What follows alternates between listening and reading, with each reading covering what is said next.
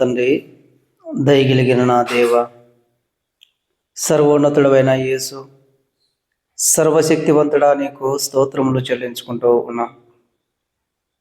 నాయన, మేమందరము నీ సన్నిధిలో రాత్రంతా ప్రార్థన చేయాలని ఆశతో వచ్చి ఉంటుండగా, అయ్యా నీవే మాకు సహాయం చేయి. నిద్రమత్తును పారదోలము ప్రభువా, నీకు స్తోత్రాలు. కన్నీళ్లతో నీ పాదాలు కడిగే జీవితాలను మాకు అనుగ్రహించమని అడుగుతున్నాం.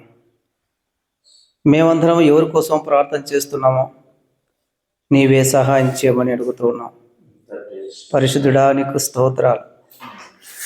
నాయనా తండ్రి, నీ దాసుడు ప్రేమించి మమ్మల్ని ఇక్కడికి నడిపించినందుకు స్తోత్రాలు.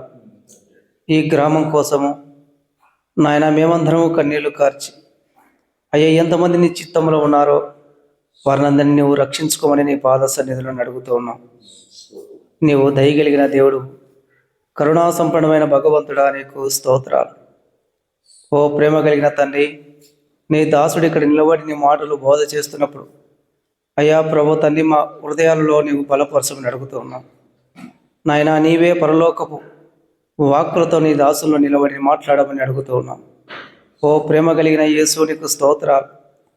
అయ్యా ప్రార్థనలో నాయన ఎలా జవాబులు పొందుకోవాలనో నీ దాసు ద్వారా మాకు నేర్పించమని అడుగుతూ ఉన్నాం. పరిశుద్ధుడా, ప్రేమ కలిగిన తండ్రి, కరుణా సంపన్నమైన భగవంతుడా, నీకు స్తోత్రాలు. నాయన, ఎన్నో సందర్భాలలో జవాబులు పొందుకోలేక ఇంకా నిరాశతో మేము ఉంటున్నామేమో స్వామి. ఎలానైనా జవాబులు పొందుకోవాలనో, ఎలా మా జీవితాలను సరి చేసుకోవాలనో అయ్యా ప్రభు తండ్రి, ఎవరి కోసం మేము ప్రార్థన చేయాలనో అయ్యా నీ దాసు ద్వారా మాట్లాడి నీ నామానికి మహిమకరంగా నీవే జరిగించుకోమని యేసు నామములో ప్రార్థన చేసి అడిగి వేడుకుంటున్నాము తండ్రి. ఆమేన్.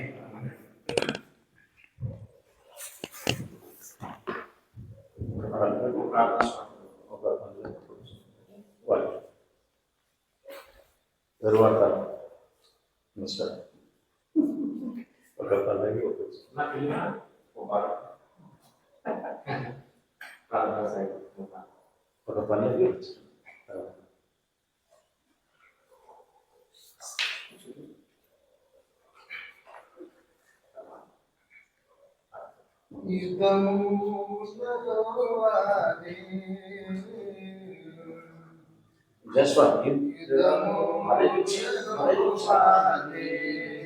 Just one, no.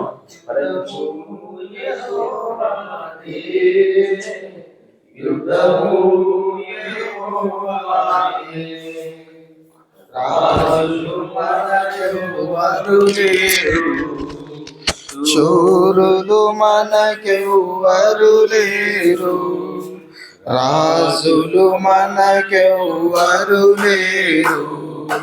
శూరులు మనకెవ్వరు లేరు, సైన్యములకు అధిపతి అయినా యెహోవా మన అండా. సైన్యములకు అధిపతి అయినా యెహోవా మన అండా. యుద్ధము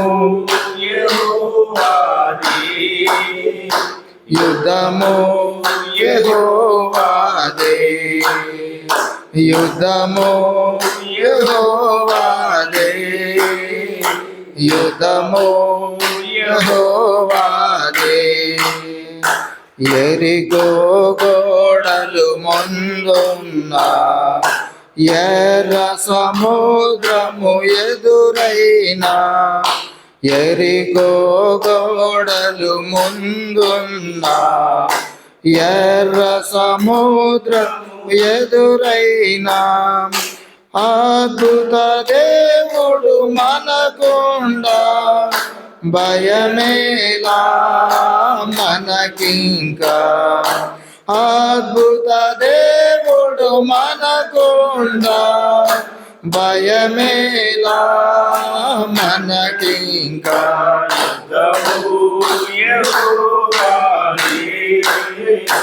యుద్ధము యెహోవాదే, యుధము యెహోవాదే, యుధము యెహోవాదే.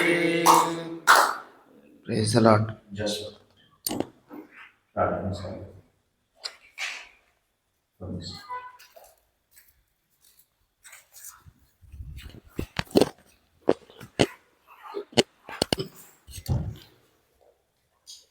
ఈ సమయంలో మరి పెద్దలు బాలలు అంకులు ప్రార్థన చేస్తారు వాక్యం కొరకై. కృపగలిగిన తండ్రి, దయగలిగిన మా యేసు ప్రభువా, నీకు స్తోత్రాలు.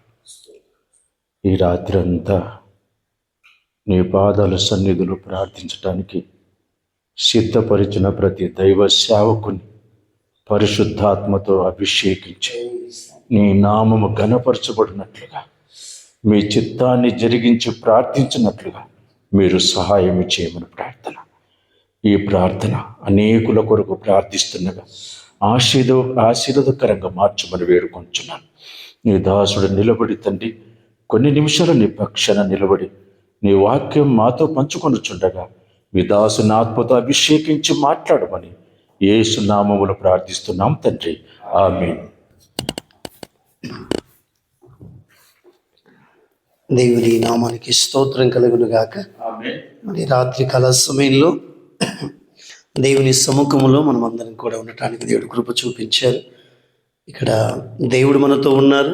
అదేవిధంగా పెద్దలు, మరి అనుభవం కలిగిన దైవజనులు, మరి అందరూ కూడా మన మధ్యలో ఉన్నారు. మీ అందరికీ కూడా ప్రభు అయిన యేసుక్రీస్తు నామం పేరిట నా వందనాలు తెలియజేస్తున్నాను. మరి ఈ సమయంలో దేవుని వాక్యం నుండి కొన్ని విషయాలను మనం విన్న తర్వాత మీకు తెలిసిన మాటలే ఆ తదుపరి ముందున్న కార్యక్రమంలో దైవజనులు మనం నడిపిస్తారు. దేవుని మహాకృపను బట్టి ప్రభుతో నా ప్రయాణం ప్రారంభించబడిన నాటి నుండి ఈరోజు వరకు బైబిల్లో నేను చదివాను. ఆ తరువాత ఎందరో చెప్తుండగా విన్నాను ప్రార్థన యొక్క ప్రాముఖ్యత ఎంత అవసరమో అని. తెలుసు, ఎనోష పుట్టినప్పుడు యెహోవా నామమున ప్రార్థన ఆరంభమైందని. ఆ తర్వాత భక్తులు ఎలాగా ప్రార్థన చేశారో ఆ ప్రార్థన అనుభవాలని మనం కూడా మాదిరిగా తీసుకొని మనం కూడా ఆ ప్రార్థన ప్రభావంతోనే ప్రభు యొక్క పని చేయటానికి మనం దేవుని చేత మనం అందరం నడిపించబడుతూ ఉన్నాం. నిజమే, ఆనాటి ఇజ్రాయేలు చేసినటువంటి ఆనాటి కాలపు ప్రార్థనలు, తర్వాత ప్రభు అయిన యేసుక్రీస్తు భూమి మీదకి వచ్చిన తర్వాత అప్పుడు జరిగిన ప్రార్థనలు, అపోస్తుల ద్వారా జరిగిన ప్రార్థనలు, ఈనాడు నేటు మన ద్వారా జరుగుతున్న ప్రార్థనలు, వీటన్నిటికీ ఏంటంటే ఎవరి ప్రార్థన ఈ గొప్ప అని కాదు, కానీ వీటన్నిటిలో దేవుడు తన పనిని జరిగించుకుంటూ వచ్చాడు. అందుని బట్టి దేవుని నామానికి స్తోత్రం కలుగును గాక. నేను గమనించింది ఏంటంటే ప్రార్థన కంటే దేవుడు కార్యం చాలా గొప్పది. ఆమేన్. ఆ కార్యము కొరకే ప్రార్థనలో మనం సమకూడుతాం. దేవుని యొక్క కార్యం ఏదైతే ఆయన నిర్ణయించాడో ఆ కార్యాలు జరగటానికి ప్రార్థనలో మనం కూడినప్పుడు దేవుడు తన కార్యానికి ముందుకు నడిపిస్తాడు. మనల్ని ఎందుకు పిలిచాడో, ఏమి చేయమన్నాడో, దేవుడు వాక్యములో తన హృదయాన్ని ఎలాగ బయలుపరుచుకున్నాడో ఈ విషయాలన్నీ కూడా అలా ప్రార్థనలు మనం కూడుకున్నప్పుడు, ప్రార్థిస్తున్నప్పుడు దేవుడు దాని కొరకు మనం ముందుకు నడిపించడం జరుగుతూ ఉంటాయి. శిష్యులు యేసు ప్రభు దగ్గరకు వచ్చి వాళ్ళు అడిగినట్లుగా, యోహాను తన శిష్యులకి ప్రార్థన చేయటం నేర్పించాడు, మరి మాకు కూడా ప్రార్థన చేయటం నేర్పించండి అని అడిగినప్పుడు ప్రభు ప్రార్థన నేర్పినట్లుగా మనం బైబిల్లో చూస్తున్నాం. ప్రార్థన అన్నది ఏంటంటే దేవుని చేత నడిపించబడేది. ఆమేన్. మనిషి తను అనుకున్న దాన్ని చేసేది ప్రార్థన కాదు, కానీ దేవుని చేత నడిపించబడేదే ప్రార్థన. అడగటం వేరు, ప్రార్థన వేరు. అడగటం అనేది ఒక తండ్రిగా మనం దేవుణ్ణి అడుగుతాం. ప్రార్థన అన్నది ఒక ప్రత్యేకమైన కార్యం, ఎందుకంటే అది కేవలం దేవుని కార్యమును ముందుకు నడిపించటానికి ప్రార్థన ఎప్పుడు దేవుని చిత్తాన్ని, దేవుని మనస్సును, దేవుని సంగతులను ప్రార్థనలోనే మనం గ్రహించగలుగుతాం, తెలుసుకోగలుగుతాం. కనుక నా జీవితంలో చాలామంది ప్రార్థన అంటే అడగడమే అనేది నేను ఎక్కువగా విన్నాను. కానీ నేను తర్వాత ప్రభువులో వచ్చే కొద్ది నాకు వచ్చిన అనుభవం, నేను నేర్చుకున్న సత్యం ఏంటంటే, పెద్దల ద్వారా మంచి మంచి దైవజనుల ద్వారా నేర్చుకున్న విషయం ఏంటంటే, ప్రార్థనలో దేవుని మనస్సు మనకు అర్థమవుతుంది. ఆమె దేవుని హృదయం మనకు అర్థం అవ్వాలి, దేవుని యొక్క ఉద్దేశాలు మనకు బయలుపాటు అవ్వాలి. అది ప్రేయర్ అంటారు అనే ఆ విషయాన్ని. అందుకే మోషే అంటాడు, మోషేతో దేవుడు అన్నప్పుడు, దేవుని నిన్ను చూడాలనుకున్నప్పుడు దేవుడు అంటాడు, ఇదిగో నా మంచితనం అంతా నేను నీకు కనపరుస్తాను అంటాడు.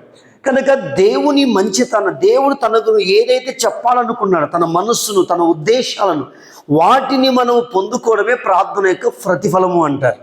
కనుక ప్రార్థనలో దేవుని యొక్క అనాది సంకల్పం ఏదైతే ఉందో, దేవుడు ఏది చేయాలనుకుంటున్నాడో దాన్ని చేయటానికి సిద్ధపడటమే ప్రార్థన. ఆమేన్.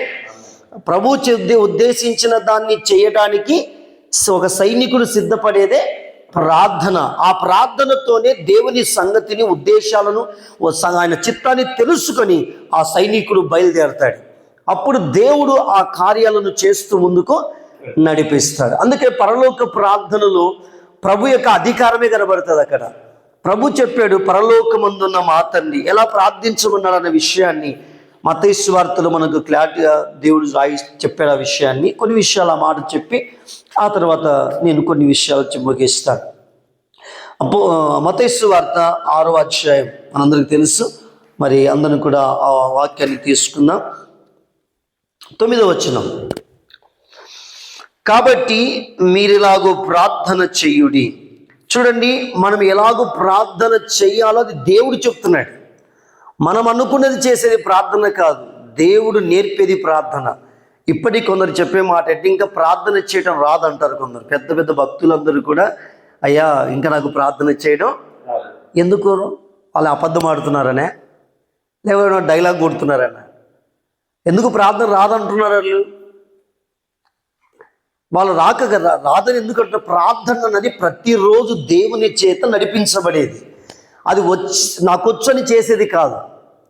ప్రార్థన అన్నది దేవుని చేత నడిపించబడేది. దేవుడు ఈరోజు ఎలా నడిపిస్తాడో తెలియదు, ఈ సమయంలో ఎలా నడిపిస్తాడో, తన వాక్యం ఇచ్చాడు, వాక్యం ద్వారా మనం ఎలా కదిలిస్తాడో దేవుడు తెలియదు. దాన్ని బట్టి మనం ముందుకు సాగాలి. కనుక కొందరు భక్తులు అంటారు, ఇంకా నాకు ప్రార్థించడం రాదు. ఎందుకంటే వాళ్ళు అనుకున్న ప్రార్థనలు వేరు, చేసిన ప్రార్థనలు వేరు, దేవుడు చేయించిన ప్రార్థనలు వేరు. ఆ అనుభవాలను చవి చూసిన వాళ్ళు ఏం చేస్తారంటే, నాకు ఇంకా ప్రార్థన చేయడం రాదు బ్రదర్, ప్లీజ్ నాకు వద్దు వాక్యం అన్నట్టు అంటారు. కానీ ఏంటంటే, వాళ్ళు అనుకొని చేసిన ప్రార్థనలు వేరు, ఎవరు అడిగితే చేసిన ప్రార్థనలు వేరు. దేవుడు వారి ద్వారా చేయించిన ప్రార్థన అనుభవాలు చాలా ఉంటాయి. వాటి ద్వారా వాళ్ళు మౌనంగా ఉండి దేవుని దగ్గర ఎన్నో విన్నారు, మౌనంగా ఉండి విన్నారు. ఇంకో విషయం ఏంటంటే, ప్రార్థన అంటే మనం మాట్లాడమే కాదు. చాలామంది ఏం చెప్తారంటే, ప్రార్థన అంటే నువ్వు మాట్లాడడం, బైబిల్ చదవడం అంటే దేవుడు మాట్లాడడం అంటారు. ఓకే, అది ఒక విధానం. కానీ ప్రార్థన అంటే అది నువ్వు మాట్లాడితేనే ప్రార్థన కాదు, నువ్వు మౌనంగా ఉండటం కూడా ప్రార్థనే. ప్రభు సన్నిధిలో మౌనంగా ఉండి నువ్వు ఉండటం కూడా ప్రార్థనే. మౌనంగా ఉండి నువ్వు ప్రభు వైపు చూస్తున్నప్పుడు, ప్రభు తన మనస్సును, తన హృదయాన్ని, నీ పట్ల ఆయనకున్న ఉద్దేశాన్ని, నీ దర్శనాన్ని ఆయన తప్పక నీకు బయలుపరుస్తాడు, నువ్వు అడిగితేనే కాదు. అందుకే ప్రభు సన్నిధిలో భక్తులు చాలామంది చెప్పిన అనుభవం ఏంటంటే, వాళ్ళు ఎన్నో కార్యాలు, మోషే లాంటి పరిచర్య చేశారు, అపోస్తులు లాంటి పరిచర్య చేశారు. చివరికి వచ్చిన ప్రార్థన అనుకోండి బ్రదర్, మనం ఏమి చేసే పని లేదు. ప్రార్థన అంటే ఎప్పుడు మనం వాగేదే కదా, కాదు, దేవుని దగ్గర మనం మౌనంగా ఉండుట కూడా ఒక ప్రార్థన అనుభవమే. ఆమేన్. అది లోతుకు వెళ్ళే కొద్దీ, ప్రభు నీకు అర్థమయ్యే కొద్దీ, వాక్యం నీకు అర్థమయ్యే కొద్దీ నువ్వు మౌనంగా ఉంటే దేవుని కార్యాలను చూడగలుగుతావు. నువ్వు అడిగితేనే దేవుడు చెప్పాడు, అడగకపోయినా నీకు దేవుడు, ఎందుకంటే ఆ లోతు నీకు తెలుసు కనుక. దేవుడి యొక్క కదలికలు నీకు, నీ ఆత్మ నడిపింపులో ముందుకెళ్తున్నప్పుడు నిజంగా అనేకసార్లు ప్రార్థన మౌనంగా ఉండి కొన్ని గంటలు ఏడుస్తూ కూర్చున్న రోజులు ఉంటాయి మనకు. కొన్నిసార్లు గంట తరబడి మాట్లాడతాం, కొన్నిసార్లు కొన్ని గంటలు మౌనంగా ఉండి ఏడుస్తూ ఉంటాం. అదేమి మౌనంగా ఎందుకున్నావు అంటే, ఎవరైనా వచ్చి ఏమైంది శివ ఎందుకు మౌనంగా ఉన్నావంటే, ప్రార్థన చేస్తున్నానులే అంటాం. ప్రార్థన అంటే దేవునితో సహవాసం, అంతే. అది దేవునితో సహవాసం. నువ్వు మాట్లాడవచ్చు, నువ్వు మౌనంగా ఉండవచ్చు, ప్రభు నీకేం చెప్తాడు దాన్ని వినవచ్చు. అందుకే అంటాడు ఆయన, పరలోకమందున మీరు ఇలాగో ప్రార్థన చెయ్యండి. అంటే దేవుడు నువ్వు ఏం చేయాలో, ఎలా చేయాలో దేవుడు నడిపిస్తాడు నీకు, ఆ విధంగా నువ్వు చేయాలి. పరలోకమందున్న మా తండ్రి, నీ నామము పరిశుద్ధపరచబడునుగాక, నీ రాజ్యం వచ్చునుగాక, నీ చిత్తం పరలోకమందు నెరవేరుచున్నట్లు భూమి యందును నెరవేరునుగాక. మా అనుదిన ఆహారము నేడు మాకు దయచేయము. మా రుణస్తులు మేము క్షమించున్న ప్రకారం ఆ రుణములను క్షమించుము. మమ్మల్ని శోధనలోకి తేక దుష్టు నుండి మమ్మల్ని తప్పించుము. చూడండి, ఇక్కడ మనం చూస్తే ప్రార్థన అన్నది ఎప్పుడు కూడా పరసంబంధమైనది. అది పరసంబంధమైనది, అది ఇహలోక సంబంధమైనది కాదు. ప్రార్థన అన్నది పరసంబంధమైన ఒక అధికారం. ప్రార్థన ఏదో సారము లేని స్థితిలో చేసేది కాదు. ప్రార్థన అధికారముతో చేసేది. దేవుని యొక్క అధికారము క్రింద, దేవుని అధికారము చేత నడిపించబడేదే ప్రార్థన.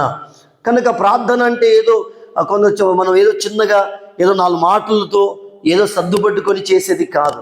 అది అధికారముతో కూడినది. నువ్వు చేసే ప్రార్థనలో అధికారం కనిపించాలి. ఆమేన్. ఏంటది? పరలోకపు తండ్రి యొక్క అధికారం కనిపించాలి. ఆ అధికారముతో కూడినదే ప్రార్థన. అది దేవుని చేత నడిపించబడేటువంటి ప్రార్థన. అందుకే నీ నామం పరిశుద్ధపరచబడునుగాక, నీ రాజ్యం వచ్చునుగాక. ప్రార్థనలో దేవుని అధికారమే కనిపించాలి, దేవుని యొక్క చిత్తమే జరగాలి, దేవుని రాజ్యమే కనబడాలి. దేవుని రాజ్యం గురించి బైబిల్లో చెప్పడం, సువార్త చెప్పడం కావచ్చు, అద్భుతాలు, స్వస్థతలు, అనేకులు ప్రభు వైపు తిప్పబడటం, ఇవన్నీ కూడా దేవుని రాజ్యం యొక్క క్రియలు అన్నమాట, విస్తీర్ణత. కనుక అపోస్తులు చేసిన పని అదే. అపోస్తులు ఎక్కడ నిలబడినా అధికారంతో నిలబడ్డారు. ఆమేన్. అధికారముతో ప్రార్థించారు, అధికారముతో సువార్తను ప్రకటించారు, అధికారముతోనే దేవుని కార్యాలు చేయగలిగారు. కనుక ప్రార్థన నిన్ను దేవుని యొక్క అధికారాన్ని నీకు తెలియజేస్తుంది. ప్రార్థన దేవుని రాజ్యమును విస్తరింప చేయటానికి నీకు ఆయన సన్నిధి తోడుని నడిపిస్తుంది. ప్రార్థన ద్వారా దేవుని కార్యాలను మంచిగా చేయగలుగుతావు. ఆమేన్. అందుకే ప్రార్థనలో నువ్వు సిద్ధపడాలంతే. ప్రార్థన అనేది ఒక సిద్ధపడే స్థలం దేవుని దగ్గర. అప్పుడు ప్రార్థన ఎంత సిద్ధపడతావో, దేవుని చేత ఎంత నడిపించబడతావు, బయటికి వెళ్ళి అంతగా కార్యాలు చేయగలుగుతావు. ఒక వ్యక్తితో మాట్లాడడమే కావచ్చు, ఒక వ్యక్తిని ప్రార్థించడమే కావచ్చు, ఒక వ్యక్తిని దేవుని వైపు కదిలించడమే కావచ్చు, ఏదైనా కానీ అది అధికారముతో కూడినదై ఉండాలి. అదే నీ ప్రార్థనలో నిన్ను సిద్ధపరుస్తాయి. ఒక వ్యక్తి ప్రార్థన పరుడు అంటే అర్థం ఏంటంటే అతనిలో అధికారం కనబడుతుంది. ఆమేన్. దేవుని అధికారం కనబడుతుంది ఆ వ్యక్తిలో. కొందరు ప్రార్థన చేస్తూ ఉంటారు కానీ వారిలో దేవుని అధికారం కనిపించదు. అర్థం ఏంటంటే వారు ప్రార్థన చేయట్లేదు, ప్రార్థనను వారు మిస్యూజ్ చేసుకున్నారు. ప్రార్థన అంటే వారికి ఏదో అది చెప్పడం, ఏదంటే అది అడగటం, తను ఏదనుకుని దాన్ని చేయడం అనుకుంటారు. కానీ కాదు, ప్రార్థనలో దేవుడు ఏమి చెప్పుతాడో దాన్ని చేయటం. అప్పుడు నువ్వు అధికారముతో నింపబడతావు. అప్పుడు నువ్వు చేసే ప్రతి ప్రార్థనలో కూడా దేవుని అధికారం కనబడుతుంది, దేవుని రాజ్యం కనబడుతుంది, దేవుని చిత్తము చేయటానికి నీ నోటి మాట ఒక శక్తిగా బయటికి వెళ్తుంది. కాబట్టి ప్రార్థన మనలో మనం చాలా ప్రిపేర్ అవ్వాలి. మనల్ని ప్రిపేర్ చేసేది దేవుడే.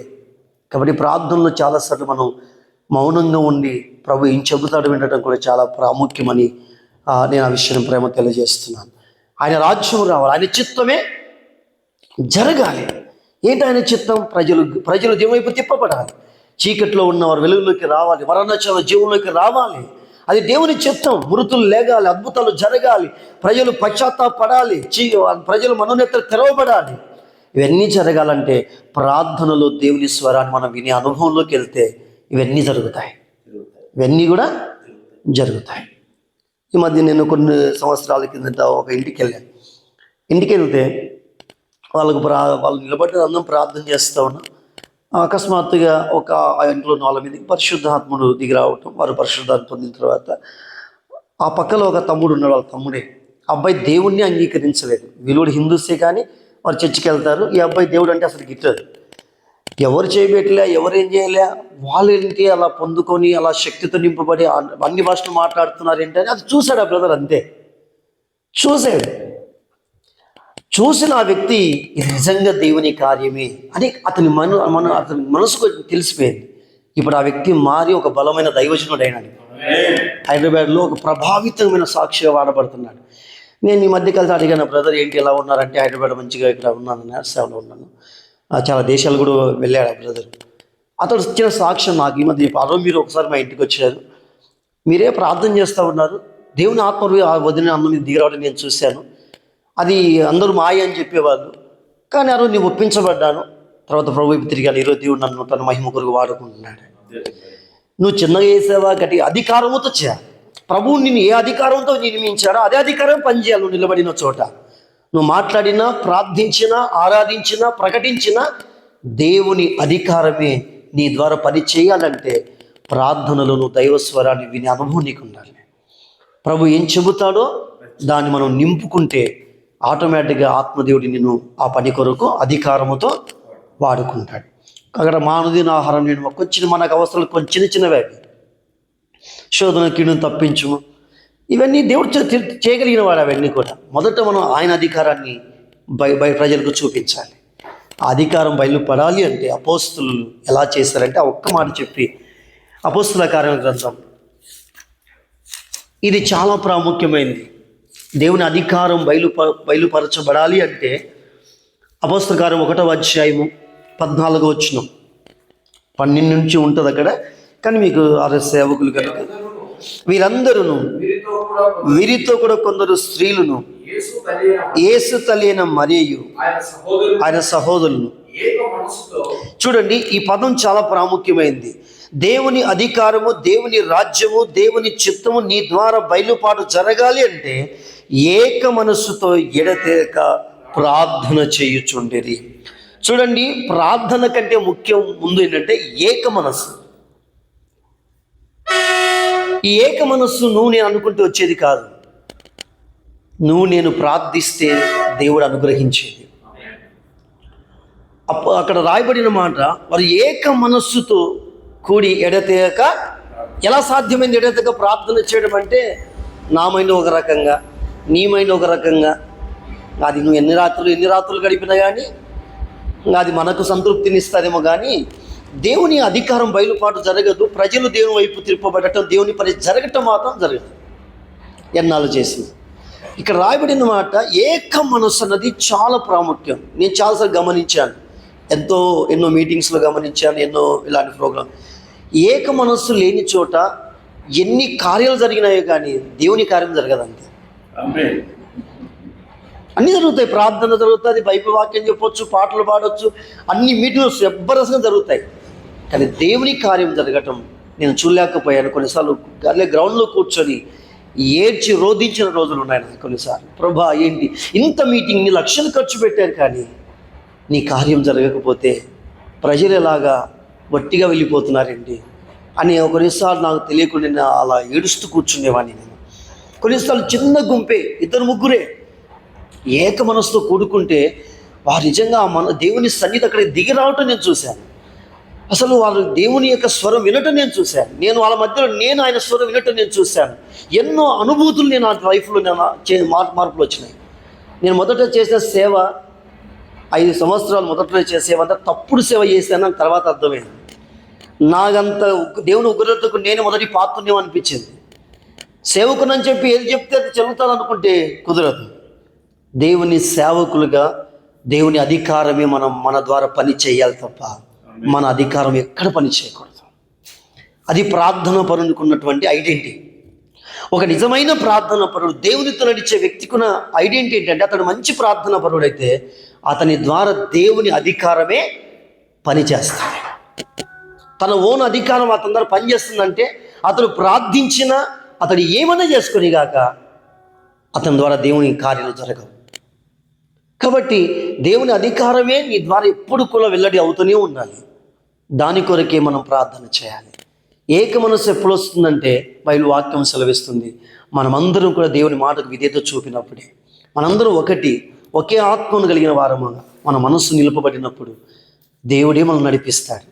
ఒక రాత్రి కాదు, 10 దినాలైనా ఇట్లే ప్రార్థన చేసుకుంటూ ఉండగలం.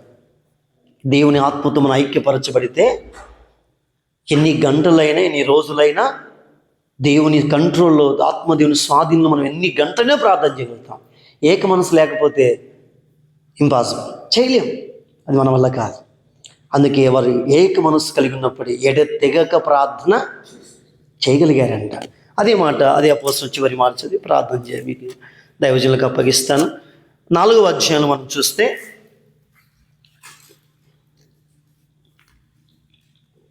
31, 32 వచనాలు కూడా. వారు ప్రార్థన చేయగానే వారు కూడి ఉన్న చోటు కంపించెను. అప్పుడు వారందరూ పరిశుద్ధాత్మతో నిండిన వారై దేవుని వాక్యమును ధైర్యముగా బోధించిరి. విశ్వసించిన వారందరూ ఏక హృదయమును ఏకాత్మయు గలవారై ఉండిరి. ఇప్పుడు నేను అంటాను, మనం అందరూ ఒకటే అంటాను. చెప్పడం చాలా ఈజీ. మనందరూ ఒకటే క్రీస్తులో, అది బోధ చేయడం చాలా సులభం. కానీ దాన్ని కలిగి ఉండటం, దట్ ఈస్ అమేజింగ్. అది చాలా ఉన్నతమైన కార్యం. మనందరూ ఒకటే అన్న ఆ స్పిరిట్, వన్ స్పిరిట్గా, ఒక్క ఆత్మగా కదలటం అన్నది చాలా బలమైన కార్యాలు తీసుకొస్తుంది. ఒక్క ఆత్మగా అవటం అన్నది బలమైన ఉజ్జీవాన్ని తీసుకొస్తుంది. నేను చెప్పడం చాలా సులభం నాకు అది. ప్రియులారా, మనం అందరూ ఒకే తండ్రి పిల్లలు, ఒకే మనందరూ ఒకే కుటుంబమే అని నేను చెప్పొచ్చు. కానీ ఆ ఏకాత్మ మనం కలిగి ఉన్నప్పుడే అది రావటం అన్నది అంత చిన్న విషయం ఏమీ కాదు. దాని కొరకు మనందరికీ కూడా ఒకే నడిపింపు కలిగిన వారమే. దేవునికి అందరూ విధేయత చూపడం అయితే ఆటోమేటిక్గా మనందరం ఆ పరిశుద్ధాత్మని ఆహ్వానిస్తే, ఆయన అడిగితే, ప్రభు మా అందరికీ ఏక ఆత్మని ఇవ్వండి, ఏక మనస్సునిచ్చి నడిపించమని అడిగితే దేవుడు ఇస్తే ఆ ప్రభావం చాలా గొప్పగా ఉంటుంది. దేవుడు నిన్ను నన్ను మనందరిని కదిలించి ప్రార్థన చేయిస్తూ ఉంటే ఒక ప్రభావం అన్నది మన మధ్యలో మనమే చూడు. అక్కడ రాయబడింది, వారు కూడిన చోటు కంపించింది, వారందరూ పరిశుద్ధాత్మతో, అందరూ, ఒక్కరు కూడా లేదు, పక్కరు లేదు, అందరూ పరిశుద్ధాత్మతో నిండుకున్నారు. అందుకని వారి కూడిన చోటు కంపించింది. రిజల్ట్ కనబడింది అక్కడ. విశ్వసించిన వారు ఏకాత్మ ఏక హృదయం గల వారై ఉన్నారు అని చెప్తుంది బైబిల్. బైబిల్కి వేరుగా మనం ఎన్ని చేసినా నిజంగా దేవుని అధికారాన్ని మనం లోకానికి చూపించలేము. భూమి ఆయనది, ఆకాశం, ప్రజలు ఆయన వారు, ఆత్మలు ఆయనది, పని ఆయనది. మనం కేవలం ఆయన చేతిలో పాత్రలు మాత్రమే. అపోస్తులను వాడుకున్న దేవుడు మనల్ని వాడుకుంటాడు. అయితే వారిలాంటి సమర్పణ, వారు ఎంత గొప్ప సేవ చేశారంటే నీది నాదనే లేదు వాళ్ళ మధ్యలో. పేతురు యోహాను ఇద్దరు కుంటలు లేపినాడు అంతే. పేతురు గొప్ప, యోహాను గొప్పనా? ఎవరు గొప్ప కదా, యేసే గొప్పవాడు. ఆమె యేసు నామమే గొప్ప చేయబడాలి. ఎందుకంటే అపోస్తుల దేవుని అధికారమే పనిచేసింది. ఎక్కడ వాళ్ళు నేను అనేది లేదు. అక్కడ దేవుడే యేసు సజీవుడు, ఆయన చేశాడు, ఆయన స్వస్థపరిచాడు, ఆయన మమ్మల్ని నిలబెట్టాడు, ఆయన ఇంత ధైర్యంగా వాక్యం చెప్పడానికి తన ఆత్మతో నింపాడు అని వాళ్ళు చెప్పారు. ప్రజలు కనులారా చూశారు. 1000 మంది మారుతూ ప్రభు వైపు తిప్పబడ్డారు. కాబట్టి అపోస్తులను ఇలా దేవుడు వాడుకున్నాడు. మనలో కూడా అలాంటి మనస్సు ఉండకూడదు. పరిచర్య దేవుంది, మనదేమీ కాదు. పరిచర్య సేవ అన్నది దేవుంది. దేవుని సేవను దేవుడు లేకుండా చేయకూడదు. దేవుడు ఆత్మ నడిపింపు లేకుండా చేయకూడదు. దేవుని అధికారము లేకుండా నీ సొంత ఇంటెన్షన్తో చేసేది కాదు సేవ. ప్రభు నీకు చెప్పిన దాన్ని నువ్వు చేయటానికి ప్రభువుకు సంపూర్ణంగా మన జీవితాన్ని అప్పగించుకోగలిగితే ప్రభు తప్పక నడిపిస్తాడు. నేను ఎక్కడ వాడుకోవాలి అక్కడ వాడుకుంటాడు. నీ ద్వారా దేవుడు ఎవరిని దర్శించాలో దర్శిస్తాడు. నువ్వు నిద్రపోతూ లేపి తీసుకెళ్తాడు. నువ్వు ఎక్కడికి వెళ్ళాలో దేవుడు నేను దగ్గర గమనించగలిగితే, ఆ స్థితి నిలబడగలిగితే దేవుడు ఆ భారాన్ని నీకు పుట్టిస్తాడు, ఆ మంటను నీలో పుట్టిస్తాడు. లేకపోతే నీ సొంత అధికారం అనుకో, ఎంతసేపు నువ్వు మంట పట్టుకొని నీ మంట పెట్టుకోవాల్సింది తప్ప ఆయన మంట నీలో రగలేదు. కనుక దేవుడే నిన్ను నడిపిస్తాడు ఎక్కడికి వెళ్ళాలో, ఏం చేయాలో. అయితే మనం ఏం చేయాలంటే, ఒకటి ప్రభు సేవ ఆయనది, ఆత్మల రక్షణ ఆయన పని. మనం కేవలం ఆయనకు అప్పగించుకోగలిగితే, మనం ఎప్పుడైనా ఏక మనస్సు ఏకాత్మ కలిగి ఉండటం అన్నది అంత చిన్న విషయం కాదు. నువ్వు 10 లక్షలు పెట్టి మీటింగ్ పెట్టి సక్సెస్ చేయొచ్చేమో, కానీ దేవుని యొక్క కార్యము పరిపూర్ణంగా జరగాలంటే అపోస్తులు ఆనాడు సంఘం ఏక మనస్సును ఏకాత్మ కలిగినప్పుడు ఎడతెగక ప్రార్థన చేయగలిగారంట. వాళ్ళు విసుగు చెందకుండా ప్రార్థన చేయగలిగారంట. వాళ్ళు విసుగు లేకుండా ప్రభు పని చేయగలిగారంట. వాళ్ళు ఎలా అంటే వాళ్ళ సొంత శక్తి కాదు, దేవుని శక్తి. అందరు మా సొంత శక్తి, మా భక్తి కాదయ్యా. ఇంగ్లీష్లో ఓన్ ప్రేయర్ అని ఉంటుంది. వాళ్ళందరూ గుడ్డిగా నడిచినప్పుడు ఏమయ్యా మాకెళ్ళి చూస్తున్నారేంటి, మా సొంత శక్తితో మా సొంత బలంతో మేము నడిపించామా? కానే కాదు. అంటే మా సొంత ప్రార్థన, మా సొంత భక్తితో అనుకుంటున్నారు ప్రజలంతా. కానీ వాళ్ళు అంటున్నారు, నో, మా భక్తి కాదు, ఒకటి కాదు, నజరేయుడైన యేసు క్రీస్తు మాత్రమే. ఆయనే ఈ కార్యం చేశాడు. ఆయనే అట్టి విశ్వాసాన్ని మాకు కలిగించాడు. ఆయనే దీన్ని చేశాడు అని వారు ధైర్యంగా మొహమాటంగా చెప్పారు. ఇటువంటి నేనైతే ఏం చెప్తాను, నేను చేర్చాము తలక నువ్వు బాగా అయింది, నేను చేర్చాము కుంటికాలు బాగా అయింది. నువ్వెవరు బాగు చేయడానికి? అక్కడ నీ అధికారంతో నువ్వు నీ అధికారం చలామణి చేస్తున్నావు తప్ప దేవుని అధికారం ఎప్పుడు అలా చలామణి చేయనివ్వదు. ఎప్పుడు కూడా మహిమకు పాత్రుడు, ఘనతకు పాత్రుడు, పూజ్యుడు, అర్హుడు ఒకే ఒకరు, ప్రభు అయిన యేసు మాత్రమే. ఆయనను నామం ఎప్పుడు నీ ద్వారా హెచ్చించబడుతుందంటే అర్థం ఏంటంటే నీవు ఆయన అధికారం క్రింద పనిచేస్తున్నావని అర్థం. లేదు అంటే నీ అధికారం కింద నువ్వే అధికారి, నువ్వే అటెండరు, నువ్వే కలెక్టర్. ఎన్నాళ్ళు ఉన్నా అది ఎట్లుంటుందంటే ఒకరు పోయేదే. కానీ దేవుని అధికారంగా చేసే పని ప్రభు వచ్చేంత వరకు ఉంటుంది, ప్రభుత్వం మనం వెళ్ళినప్పుడు కూడా ఉంటుంది. కాబట్టి ఈ మాటల ద్వారా నా జీవితాన్ని దేవుడు అలాగని ప్రభావితం చేశాడు. కనుక మనందరూ ఏక మనస్సు, ఏక ఆత్మను కలిగిన ఉండటం అన్నది చాలా ప్రాముఖ్యం. అది పెదవులతో చెప్పడం చాలా ఈజీ, కానీ అది నిజంగా కలిగి ఉండటం అది నిజమైన అధికారం, అది నిజమైన అధికారం. కాబట్టి ఈ విషయాన్ని ప్రేమతో మరి నా దేవుడు నాకు ఇచ్చిన విషయాల్లో కొన్ని మాటల మీద పంచుకునే భాగ్యం దేవుడు ఇచ్చాడు. అందుని బట్టి వందనాలు. దేవునికి మహిమ. మీ అందరికీ కూడా వందనాలు. ఓకే.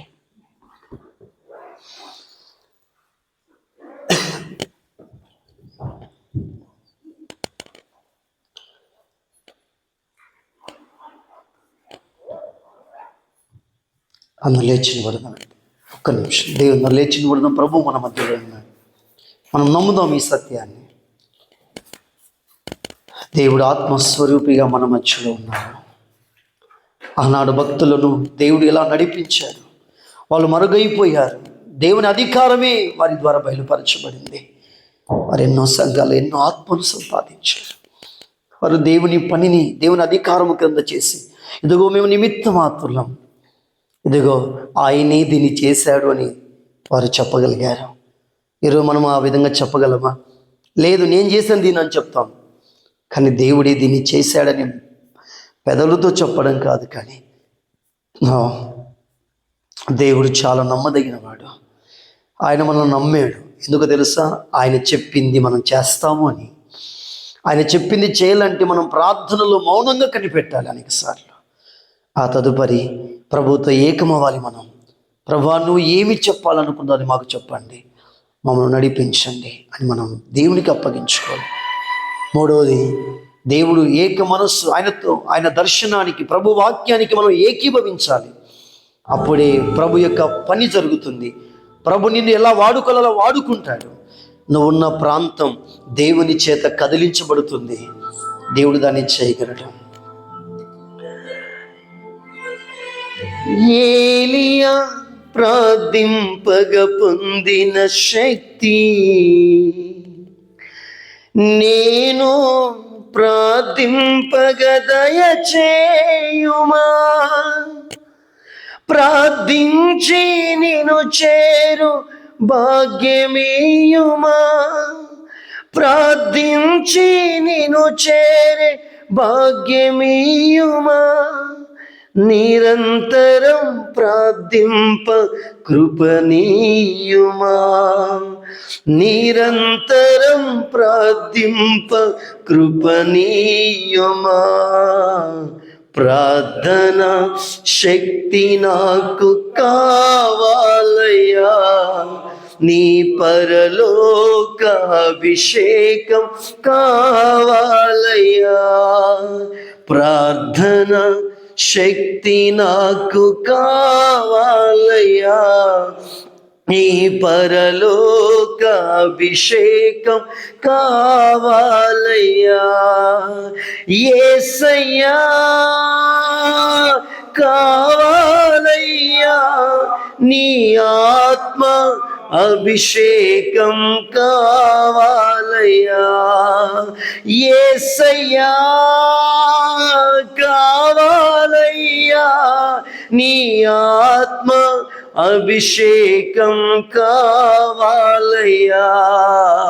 ప్రార్థన శక్తి నాకు కావాలయ్యా. నీ పరలోక అభిషేకం కావాలయ్యా. సింహాల గుహలోని దానియేలు శక్తి ఈ లోకంలో నాకు కావాలయ్యా. సింహాల గుహలోని దానియేలు శక్తి ఈ లోకంలో నాకు కావాలయ్యా.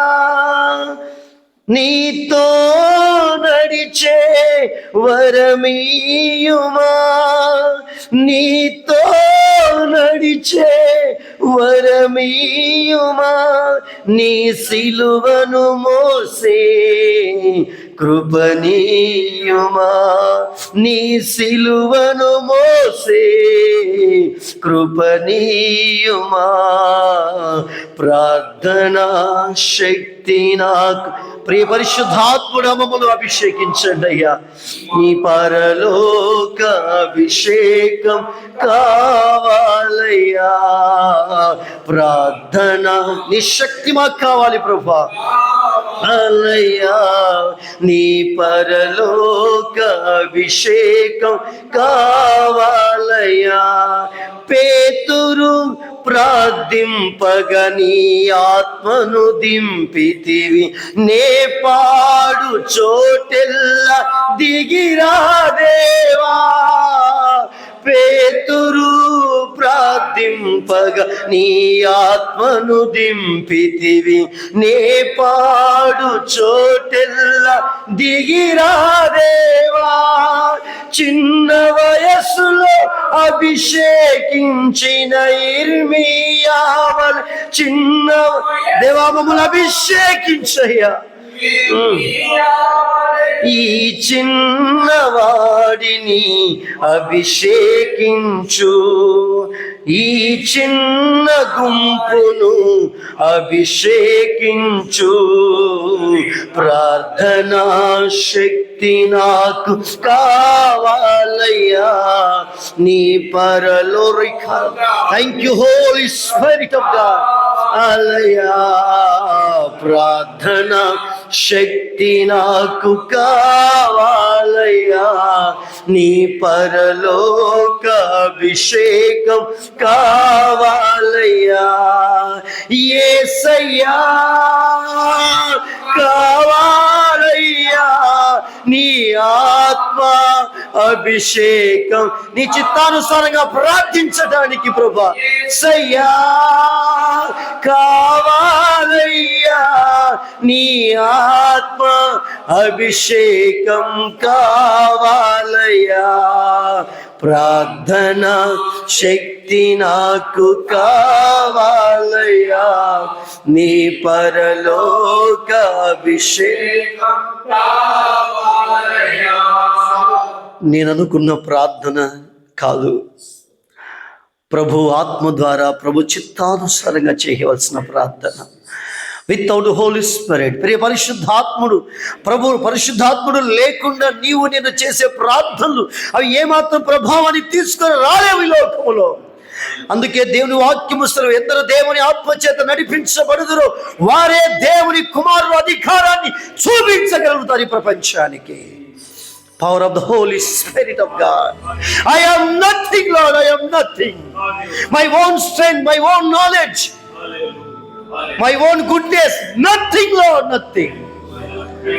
మా మంచితనం, మా జ్ఞానం, మా తెలివితేటలు ఎందుకు అయ్యా పనికిరావయ్యా. మమ్మల్ని సంపూర్ణంగా మీ పరిశుద్ధాత్మతో శుద్ధీకరించండి మీ అగ్ని చేత. ప్రభా మేము నీ కొరకు నిలిచి ఉన్నాం. I love you Jesus, I love you, I love you presence of God. Thank you ప్రభా. నీ కృపగల హస్తలకు అప్పగించు. ఇదిగో మమ్మల్ని పిలిచారు, మమ్మల్ని సేవకు ఎన్నుకున్నారు. మేమేమి చేయాలో మాకు చెప్పండి అయ్యా. మేమేమి చేయాలో మాకు బోధించండి అయ్యా. ప్రార్థన ద్వారా ఎలా మేము నీ మనస్సును నీ సంగతులను గ్రహించాలో మాకు నేర్పించండి. మోషే ప్రార్థించాడు, యెహోషువ ప్రార్థించాడు, ఏలియా ప్రార్థించాడు, అయ్యా భక్తులు ప్రార్థించాడు. మేము ఎలాగా ప్రార్థించాలో ఈ తరంలో మాకు కావలసిన ప్రార్థన నడిపింపును, ప్రార్థన అనుభవాన్ని మాకు దయచేయి నాయన. అంత్య దినములలో బలముగా నీ ఆత్మశక్తిని మేము అనుభవించాలి. మీ ఆత్మచేత కదిలించబడాలి, మీ ఆత్మచేత సాగాలి మేము ముందుకు నాయన. మా సొంత ఉద్దేశాలను తుడిచివేయండి ప్రభా. మేమేమై ఉన్నామో అది నీ కృపయే, నీ కృపయే. నీ కృప మహిమకు కీర్తి కలుగునట్లుగా జగత్తు పునాది వేయవరకు ముందే ప్రేమ చేత మమ్మల్ని ఏర్పరచుకున్న దేవుడు అయ్యా. నువ్వు ఏదైతే నిర్ణయించావో అంత్య దినాల్లో ఏ విధమైన పరిచర్య జరగాలని మీరు కోరుకున్నారు. అపోస్తుల కాలములో మీరు ఆనాటి కాలంలో ఆనాడు పరిచర్య జరిగించారు. నేటి కృపా యుగములో ఏ పరిచర్య జరగాలనుకున్నారు ఆ విధంగా జరిగించారు. అనేకులు నశించిపోతున్నారయ్యా ప్రభా. మేమైతే ప్రభు క్రీస్తులో నిలబడి ఉన్నాం, మేము ధన్యులం. నీకు బయట ఎంతో మంది ఉన్నారయ్యా. ఎలా ప్రజలు నీ వైపు మా శక్తి కాదయ్యా, మా బలముతో, మా శక్తితో, మా జ్ఞానముతో మేము ఎవరిని రక్షించలేము నాయన. ఒకవేళ మనం రక్షించిన మా తెలివితేటలతో వారు నిలవలేరు నాయన, నిలవలేరు. ప్రభా మీరు దర్శించండి, మీ అధికారం పని చేయాలి అయ్యా. మీ శక్తి మీ శక్తి విడుదలవ్వాలి. అపోస్తుల ద్వారా ఎలాగ మీ అధికారము వెల్లడి చేయబడిందో, ఎలాగ వారు పరిశుద్ధాత్మను నిండుకున్న వాక్యం చెప్పినప్పుడు అనేకలు రమ్ము కట్టుకొని ప్రలోభించి నీ వైపు త్రిప్పబడ్డారయ్యా. నేటి దినాల్లో ఎన్నో మంది ప్రజలయ్యా మేమున్న ఈ గాజులపల్లి స్టేషన్ ప్రాంతంలో చదువురాని ప్రజలు, సరైన జ్ఞానం లేని ప్రజలు, ఈ ప్రజల మధ్య ఎలా సేవ చేయాలో, ఎలా వీరిని నీ వైపు ఆకర్షించాలి అయ్యా. మా సొంత కార్యాలు, మా సొంత ఉద్దేశాలు కాదు, మీ ద్వారానే సాధ్యము నాయన. ఇదిగో నేను ఆకర్షించకపోతే తండ్రి ఎదుకు ఎవడు రాడు.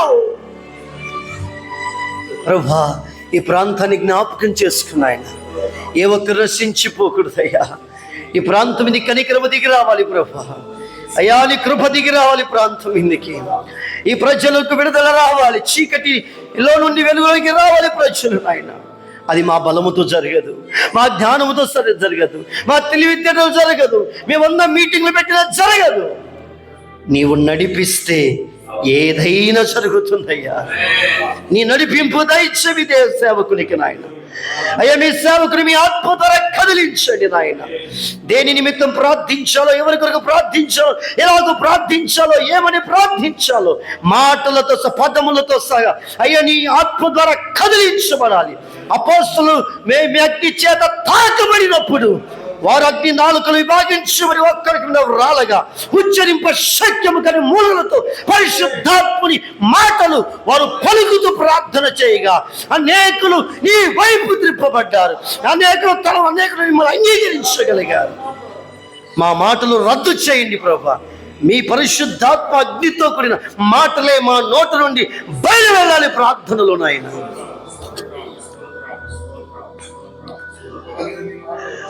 దేవా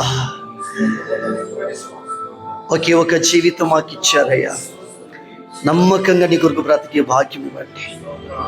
నిశ్చయముగా నీ అధికారమే కనిపించాలి ఎక్కడైనా. మమ్మల్ని అందరినీ ఏకాత్మతో నింపండి ప్రభా. ఏక హృదయం మాకు ఇవ్వండి నాయన. మీరు లేకుండా మీరే మమ్మల్ని ఐక్యపరచువారు. ప్రియ పరిశుద్ధాత్ముడ మమ్మల్ని ఒకే ఆత్మగా మార్చండి. ఈ రాత్రి ఒకే ఆత్మగా మమ్మల్ని పునరుద్ధరించండి. మీ ఆత్మ చేత మమ్మల్ని కదిలించండి. ఒక్కొక్కరి మీద మీ పరిశుద్ధాత్మ కుమ్మరించబడును గాక. ఒక్కొక్కరిని పరిశుద్ధాత్మ అభిషేకం తాకును గాక. మేమందరము నీ కొరకు నిలబడి ఉన్నాం ప్రభా. నీతో కలిసి ప్రార్థించాలనుకుంటున్నాం. మీరు లేకుండా మేము ప్రార్థించలేము నాయన. మీరు లేకుండా నీ అధికారాన్ని మేము చూపించలేము. మీరు లేకుండా మీ రాజ్యము కట్టబడదు నాయన.